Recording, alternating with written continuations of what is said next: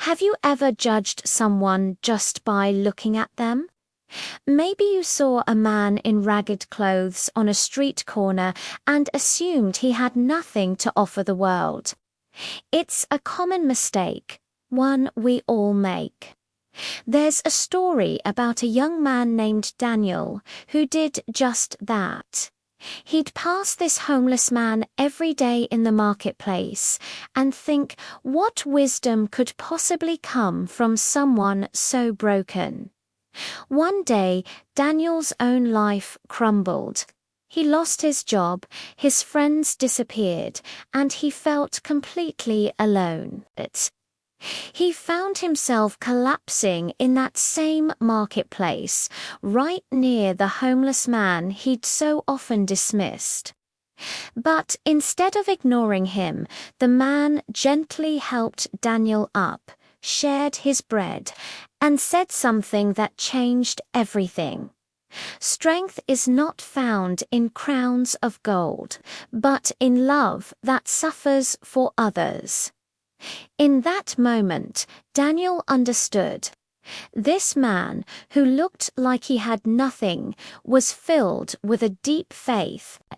He lived each day remembering Jesus on the cross, mocked, stripped, and wearing a crown of thorns. To the world, Jesus looked defeated. But in that very moment of suffering, he was reigning as King of the universe, conquering sin and death through pure, sacrificial love. The cross wasn't a symbol of shame, it was the throne of a king, a symbol of victory hidden beneath immense suffering. Daniel finally saw that appearances are deceiving. True kingship, true dignity, isn't about what we see on the outside. The greatest glory often wears the humblest disguise. Today, on the solemnity of Christ the King, we're making a radical statement. We're declaring that the entire universe has a king, one who isn't swayed by stock markets or election results. But here's the paradox: we don't find this king on a golden throne. We find him enthroned on a hill called Calvary, wearing a crown of thorns. The cross, a symbol of public humiliation, becomes the unlikely standard for his reign. This king is the ultimate suffering servant. His power is defined by his total self-gift. The very core of his authority is captured in one radical promise he made from that throne of suffering. Truly, I say to you, today you will be with me in paradise. This isn't just a historical quote, it's a royal decree that establishes the true nature of Christ's kingdom in our lives, right here and right now. Let's break down that decree. The king's first act of reigning is to conquer time itself. Notice the exchange. The repentant thief asks to be remembered later when you come into your kingdom. He's thinking about some distant future.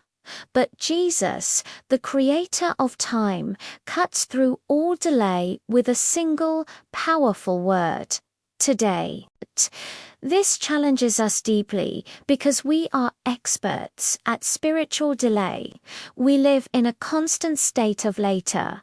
We say, well, I'll start forgiving my brother after the holidays, or, quote, I'll dedicate more time to prayer when my schedule finally calms down, or maybe I'll really start living for God once I fixed this one major flaw in myself.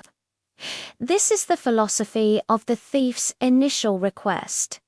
Remember me later, but the king reigns by demanding immediate action and offering immediate grace. His word, today, calls us to end the procrastination.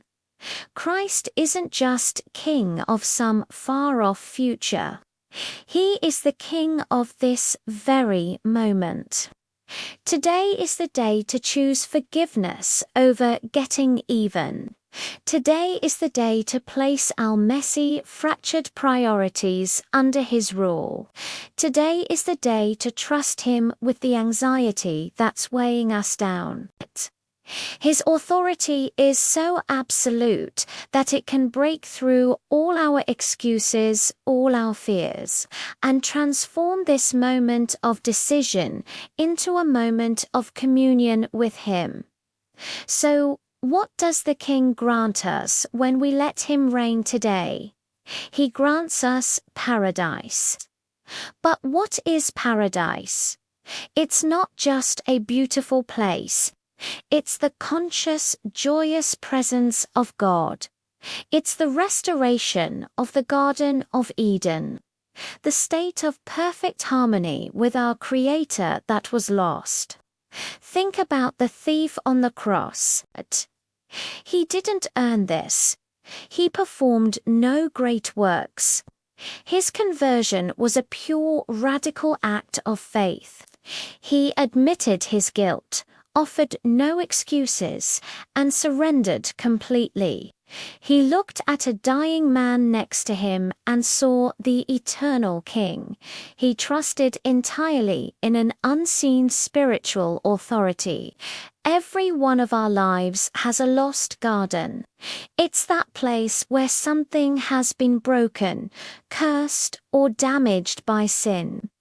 Maybe for you, the lost garden is a relationship that feels completely beyond repair. Maybe it's your peace of mind stolen by constant comparison and insecurity on social media. Or maybe it's your sense of purpose and worth lost to self-criticism or past failures. Christ, the cosmic King, chose to make peace through the blood of His cross. This is how His kingdom works. His power is precisely adequate to address our deepest, most specific brokenness. He re-enters our personal lost gardens. The places we've given up and plants the seed of reconciliation. He takes the very symbol of a curse, a tree, the cross, and uses it to restore the state of blessing, paradise. The promise of paradise isn't just about a reward after we die. It's the assurance that when we surrender to Him today, He doesn't just clean up our mess. He restores the original, beautiful purpose He intended for us all along. But the greatest part of the promise, the real heart of the kingdom, is found in the last two words, with me. You will be with me. Paradise is paradise because Christ is there. The location is secondary to the companionship. The entire reign of Christ is rooted in His desire for an intimate, personal relationship with His people. He didn't just die for us, as if from a distance. He died as one of us, to guarantee that we would be with Him forever. So the question for us today is a simple one. Is Christ the King of my life? It's one thing to say we believe He is King of the universe. We do that every time we recite the Creed. But we make Him King of our lives, of our today, every time we choose His way over our own. What does that look like? The kingdom's choice is service and shepherding others, which replaces the world's choice of dominance and self-interest. The kingdom's choice is forgiveness, letting go of grudges, which replaces the world's choice of retaliation and holding on to hurt. The kingdom's choice is radical love, the king's only law, which replaces the world's choice of indifference and focusing only on our own rights. This is the King who exercises true authority by giving, not by demanding. When we choose to serve, when we choose to forgive, we are sharing the throne with Him. We are letting Him reign in the today of our relationships, our work, and our hearts.